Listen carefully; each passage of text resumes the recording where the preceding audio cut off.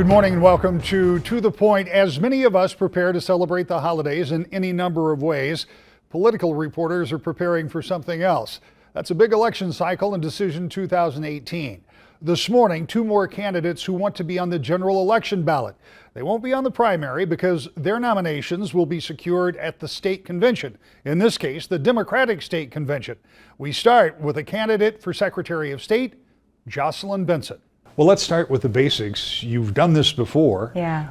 Some people are one and done. They think it's enough. But for you, it feels like, in our conversation before we started, that running 8 years ago brings you to this campaign with a different perspective, perhaps. I certainly have an informed understanding of both the challenges of running statewide and the challenges that citizens statewide are facing, having been to all 83 counties already and visited with voters in every county. So I'm excited to run this campaign from day one, more informed about what that office can do. It's why the first thing I announced was this 30-minute guarantee, because I think around the state I saw that was one of the themes throughout voters that I spoke with the first time and what I've learned since. One of the things about this job, and we'll talk a little bit about the process because I always try to remind people that there will be two different ways of selecting candidates. The U.S. Senate candidates, the candidates for governor will be in a primary.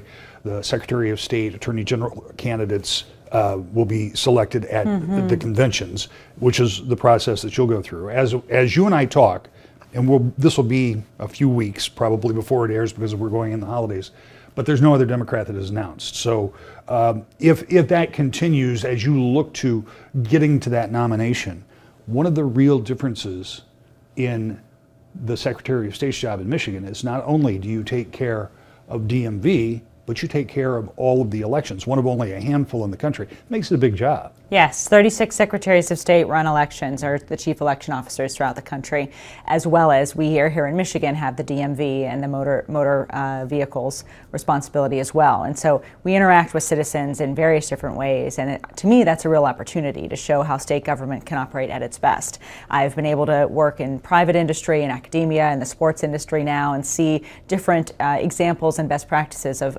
delivering things efficiently and cutting costs and doing more with less across the board. So I want to bring what I've learned from essentially the private sector to Michigan's state government, because if we can make the motor vehicle process, the licensing process, the voting process easy and smooth and efficient and convenient and secure for all of our citizens, I think that can reshape how citizens see all of state government as something that serves them and is on their side. Talk to me about your background, because I was remiss in not asking you from the top because we've discussed it before, but you do have a varied background that includes law.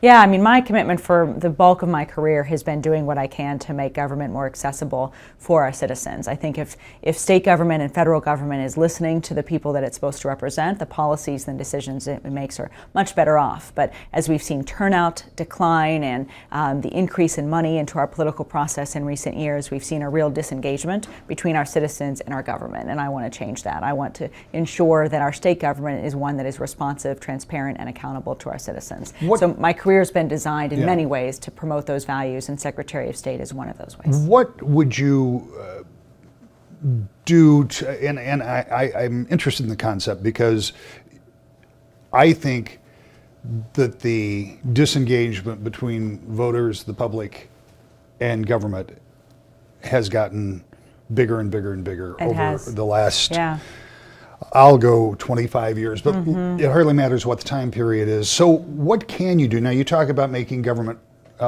agency work more smoothly, but beyond that, what do you do to tell voters we're really working for you? Yeah, well, I do think this 30-minute guarantee that I announced on day one of our campaign is going to be significant in sending that message across the board. We believe no matter where you are, no matter where you live in the state, you should be able to get in and out of a branch office and in and out of a polling place in 30 minutes or less.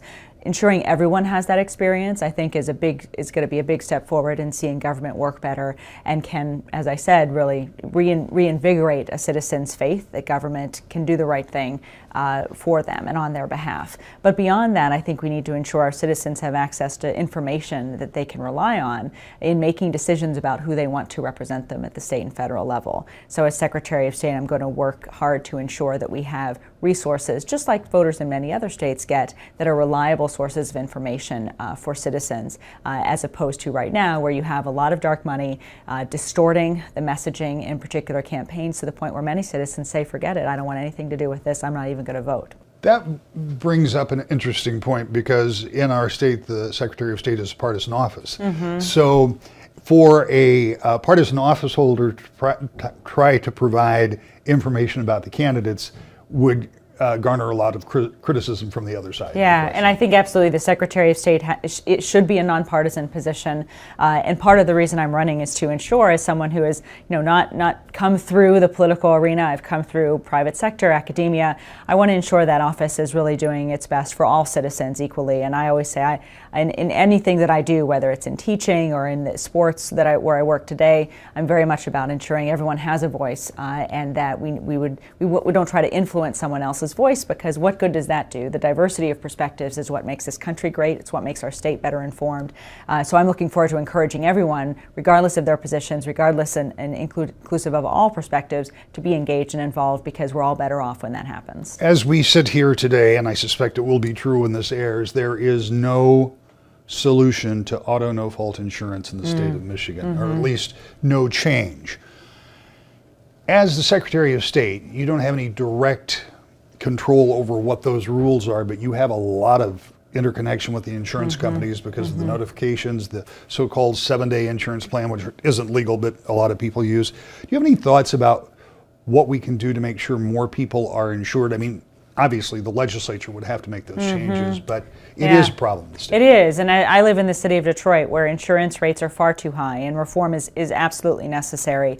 And one of the other primary reasons I want to run for Secretary of State is to advocate against any new driver's fees and new fees that the legislature may seek to incur on our citizens. I want to be a forceful advocate against those fees by saying, look, when I was dean of Wayne State Law School, I froze tuition at a time when many law schools and other universities were raising tuition, because I think we need to cut costs and do more with less. So that's the type of voice I'm going to be in state government, whether it's advocating for lower insurance rates or working to do what we can within the Secretary of State's office to minimize the burden on our citizens and advocate against any fee increases or new fees. Somebody who's been through this before, and you get back into the arena, it is a different landscape than it was when you ran 8 years ago. And we don't know, sitting here almost a year out, what it's going to look like next November. We have no idea what's going to transpire between now and then and what may impact this. But tell me what it's like for you out there now. How does the political climate feel to someone who's done this before and you're back at it again? I've seen an extraordinary amount of enthusiasm for smart, competent candidates who can be leaders, that can bring people together. I think that we're uniquely divided as a country right now. We're also at a unique moment where there's a desire to see us come together again. And we've always been at our best as a state and as a country when we're working together and collaborating and sharing perspectives and not dividing each other's side. So I want to be a part of being collaborative leadership in Lansing and demonstrating that. And also, a lot of the concerns that I've seen in post 2016 relate to election security. How do we know that the results of our elections are those that we can rely on? And I do think we need to, and particularly in the Secretary of State's office, stay ahead and vigilant around any threats to the security of our elections. So that's another thing I've heard a great deal about, a lot of concerns, and I'm determined to bring people together, bring the best minds from around the country to Michigan to help ensure that our elections are secure and that we stay ahead of any attempts to interfere with the legitimacy of our elections. How do you get people to have that kind of confidence? Because there are always those, and I would suggest this would cross party lines, there are always those that are skeptical. We think somebody had their thumb on the scale a little bit in this thing. Yeah. Is there a way that you can, because transparency is the answer, but the answer is you can't tell people how I voted. Right? Well, yeah, sure. Transparency in process, post-election audit, so that we're randomly checking machines to make sure that they're accurate. I mean, that's a piece of it. We've seen that work in other states to instill confidence in the process. But we also have to ensure that we are modernizing our process of how we're running elections so that citizens feel that they're running smoothly. I always say I want to make it easier to vote and harder to cheat, so that we're adding conveniences, no reason absentee, early voting, but we're also securing our elections and making sure that they're free from fraud, and that the citizens' perceptions of our elections are ones that are clean and secure. We have some great clerks in the state of Michigan, and we've got a great history of being a model for other states. We've fallen behind in recent years on many of those fronts. The Center for Public Integrity consistently ranks Michigan as last for our transparency in government. So a lot of what the Secretary of State's office can do is change that, and that's the type of leader I want to be. As our entire society is more computer-based, so are our voting machines. We have new machines that are going in place that will be in place by 2018. Many, if not all of them, and forgive me for not knowing because they may all be required to, but they are able to directly send results back to the clerk's office. Now, to be very clear, there's a record that's kept at the voting site and with the machine and all of that. But even though we all use computers for everything, some people are still very skeptical about that. Yeah. Are we far enough along in this process? I mean, I just think about the Equifax thing that, the breach that happened recently. Yeah. Are we far enough along that we can get closer and closer to this computerized voting, or are we still need to pull back a little bit until we get the security thing down? The security piece is priority number one, because even if we can say, or someone can convince me you've got the most secure machine, the most secure election, we have to ensure that the public feels that way and that the perception matches that. And until we get there, we really can't even begin to talk about things like online voting, which I think we're far from being able to implement in a way that's secure. And I think the other piece I've seen, having learned the new machines that we've got here in Michigan, having gone to security briefings nationally for the Election Assistance Commission, is that even if today we said we've got it all figured out, no one's going to hack our machines, technology is evolving so rapidly that our effort to stay ahead of efforts to use technology to perhaps interfere with our elections has to evolve as rapidly as well. So I want to create an election security task force in the Secretary of State's office who will be charged with following all the changes and evolutions in this question of how do we protect the security of our elections. And I want to engage the public in being a part of that task force as well, so that they feel, as well as all of us feel, that we're doing everything we can to protect the security of our machines, our ballots, and our elections. The nominations for Secretary of State and for Attorney General will be secured at the state convention for Democrats and Republicans, but our next guest says you may have some input. That's next. To the Point. Welcome back to the Point. Our next candidate is for Attorney General on the Democratic ticket. Again, the decision about who gets that nomination will be made at the state convention, but Dana Nessel says you may be able to weigh in. I always like to start in the same place because running for statewide office is a big job, and you already know that because you're doing a lot of traveling. One of the things we were talking about before we started is I generally say, but you won't be on the primary, you'll be selected at the state convention. So before you tell me about that process, because you had an interesting take on that, tell me about yourself. Where have you been? What have you done? And what leads you to this point? Well, I've been an attorney for almost 25 years now. My practice is in Detroit mostly, although I go around the state. I spent many years as an assistant prosecutor at the Wayne County Prosecutor's Office. So I really handled every kind of case imaginable, especially assigned to homicides, domestic abuse cases, child abuse cases, serial rapists, you name it, I prosecuted it. From there I left, I went into private practice, and I began to do something that no one has ever done who's run for this office, and that's that I represented indigent defendants. And I saw that there was this great need for people who could not afford an attorney to have the best representation possible. So I've done a lot of that. I also became very involved in civil rights litigation, and I've done a number of different cases, but I think the one I'm best recognized for is DeBoer v. Snyder, which was the case that went on to the United States Supreme Court and created marriage equality here in the state of Michigan, but nationwide as well. But in addition to that, I run a nonprofit, and we have the only anti-hate crime task force in the state of Michigan. and we prosecute dozens of very serious life offense capital hate crimes. And as we know, unfortunately, we've seen a tremendous increase in the number of hate crimes committed here in the state of Michigan, fourth in the nation for the most hate crimes. So these are some of the types of disciplines I practice and the kind of work that I've been doing. When you talk about a plate that's as full as that and all of those places where you have been and continue to practice, how do you make that decision that you're going to go to 83 counties, you're going to talk to thousands of people, and you're going to run for Attorney General? Because that's a big leap. It is, but I think there are so many of us out there that don't feel as though the people that are in elected office necessarily represent our values or our interests. And I was one of those people who thought to myself, I could spend the rest of my career filing lawsuits against the Office of Attorney General, which I've spent quite a long time doing, or I could simply run for the office and seek to fill it with the values that I have and that I believe millions of Michiganders truly have as well. I want to get back to that, but I want you to talk a little bit about this process, because I said at the outset you're not going to be on the primary ballot, which is true.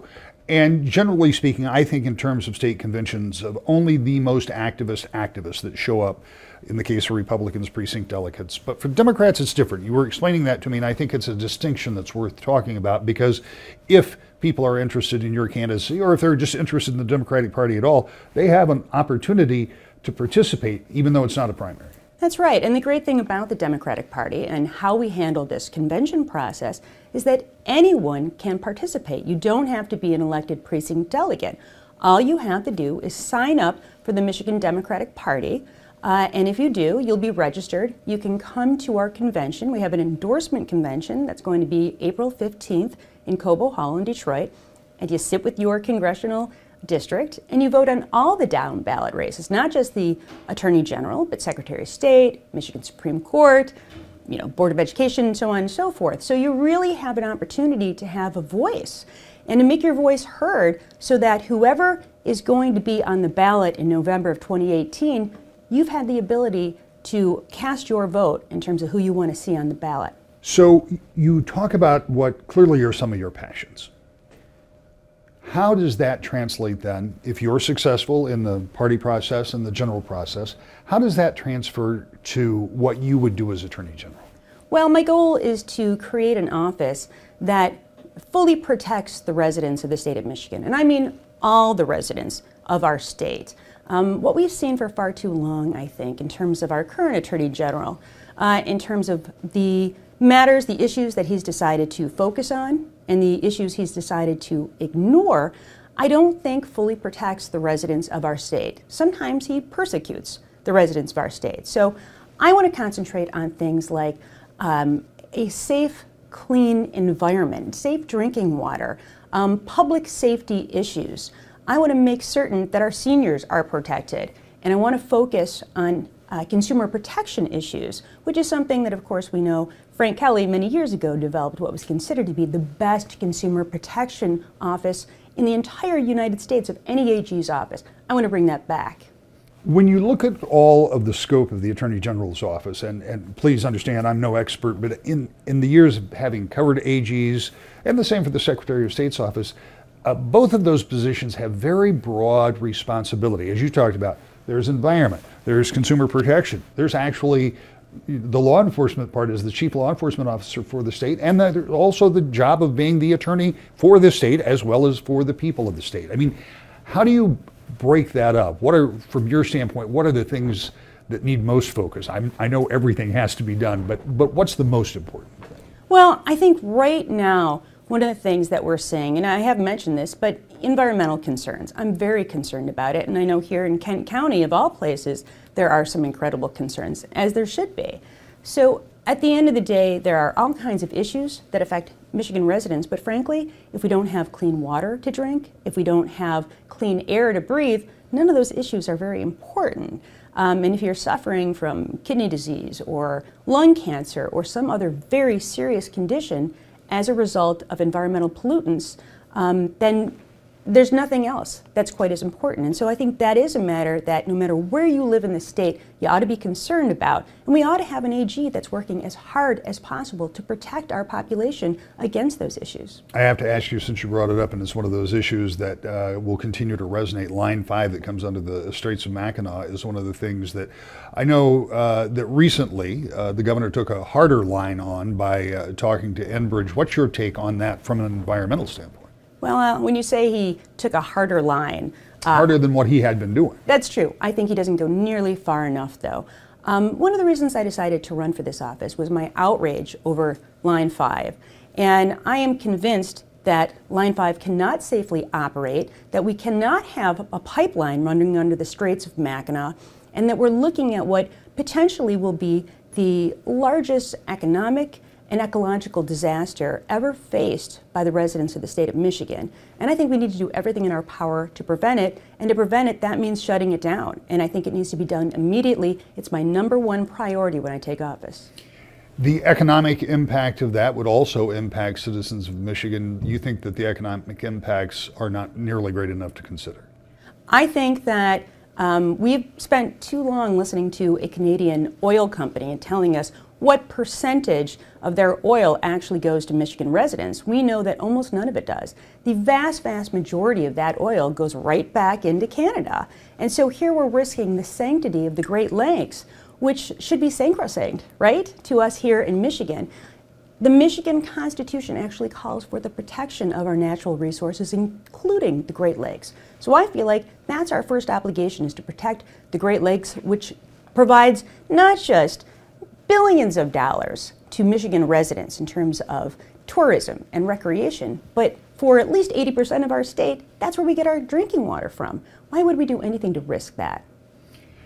Let's talk about something that I don't think I've ever done in the first interview that I've done with a candidate. But you have a commercial that has gone viral, and I don't mean a small way, in a big way, and it's propelled you into the national conversation about the current revelations every day that some other man in power has abused that power by mistreating a woman in a sexual manner. You had this ad that captured the imagination of a lot of folks. Tell me how it came about. Tell me a little bit about it, because I came in this morning and one of my colleagues was watching it, and I said, you know, she's going to be here this afternoon. So, I mean, you're attracting a lot of attention. Well, I am. I honestly didn't think it would go as viral as it did, but I wanted to address a few different points. Firstly, this came at a time where, you know, here every day since I filed on August 15th, I have heard the same refrain over and over again, and that is that the Democrats can't run too many women on the ticket. And of course, whether it's, you know, Debbie Stabenow, Gretchen Whitmer, Jocelyn Benson, I mean, we have a lot of women who are front runners to be on the ticket for the Democrats in November 2018. So I've been told time and time again, well, that's a lot of women. We can't also have a woman in the office of Attorney General running as a Democrat, because that's just too many. And of course, what I thought to myself in the beginning is, why? Why can't we have all women? In 2014, the Democrats ran all men, and I was at the convention and nobody seemed to have an issue with that. So part of it was me wanting to talk about that issue. And it came at a time where, as you mentioned, day after day after day, every day I would wake up, I'd look at the newspaper, and there would be another story about sexual harassment. And so I thought it was a great time to bring this issue up and to talk about the fact that I, as Attorney General, will be stronger than anyone can imagine on the issue of sexual harassment. I won't tolerate it in my office, and I won't tolerate it in the offices of any of the people who work in the state of Michigan. And I thought it was a good opportunity to have some really stand up on that issue. When you got the response that you did, national television exposure, a lot of people paying attention to that, were you said you didn't expect it, but were you a little bit surprised the way it resonated with so many people? I was, but I have to tell you that the response has been overwhelmingly positive. And I've had so many women come up to me in particular to thank me and to say thank you for bringing this issue up. And the fact is that women all over our state and all over our nation have been suffering in the shadows for decades and felt really powerless to do anything about this issue. So we're finally at a time where women feel comfortable stepping forward and saying, enough. It's time for this to stop. It's time for us to be able to talk about this as adults and to really address this critically important issue. That viral ad also talked very much about sexual harassment and gender. You can see it at woodtv.com. We're back with more To the Point. In the coming year, we'll continue to follow Decision 2018. In the meantime, happy holidays to you and your family. We'll see you next Sunday. To the Point.